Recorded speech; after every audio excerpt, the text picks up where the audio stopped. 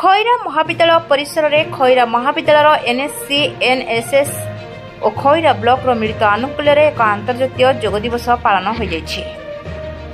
ଉକ୍ତ କାର୍ଯ୍ୟକ୍ରମରେ ଏକ ଯୋଗ ଶିକ୍ଷା ଶିବିର ଅନୁଷ୍ଠିତ ହୋଇଯାଇଛି।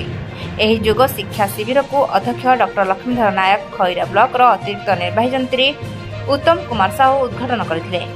ଏନ୍ଏସ୍ସିସି ଅଧିକାରୀ ଲେଫ୍ଟନାଣ୍ଟ ଡକ୍ଟର ଉଦୟ ରଞ୍ଜନ ଦାସ ପ୍ରାରମ୍ଭିକ ସ୍ୱାଗତ ଭାଷଣ ଦେବା ସହିତ ଯୋଗାଭ୍ୟାସର ମହତ୍ତ୍ୱ ଓ ମହର୍ଷି ପତଞ୍ଜଳିଙ୍କ ଅଷ୍ଟାଙ୍ଗ ଯୋଗ ବିଷୟରେ ବକ୍ତବ୍ୟ ରଖିଥିଲେ। ବିଶିଷ୍ଟ ଯୋଗଗୁରୁ ମୁକ୍ତିକାନ୍ତ ପାଣିଗ୍ରାହୀ ପ୍ରଶିକ୍ଷକ ଭାବରେ ଯୋଗଦେଇ ପ୍ରାଣାୟାମ ଓ ବିଭିନ୍ନ ଯୋଗାସନ ପଦ୍ଧତି ଓ ତାହାର ଉପାଦେୟ ବିଷୟରେ ପ୍ରାଙ୍ଗଣ ଭାବେ ବୁଝାଇଥିଲେ। ଏହି ଯୋଗ ଶିକ୍ଷା ଶିବିରରେ ଶତାଧିକ ଛାତ୍ରଛାତ୍ରୀ, ଏନ୍ଏସ୍ସିସି କେଡେଟ୍, ଅଧ୍ୟାପକ ଅଧ୍ୟାପିକା ତଥା ଖଇରା ବ୍ଲକର ଅଧିକାରୀମାନେ ଓ କର୍ମଚାରୀମାନେ ଉପସ୍ଥିତ ରହି ସହଯୋଗ କରିଥିଲେ।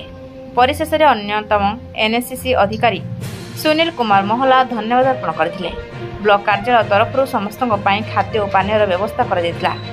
ବାଲେଶ୍ୱର ଖଇରାରୁ ପଦ୍ମଚନ୍ଦ୍ର ଦାସଙ୍କ ରିପୋର୍ଟ, ରୂପାଥାଳିଆ ନ୍ୟୁଜ୍।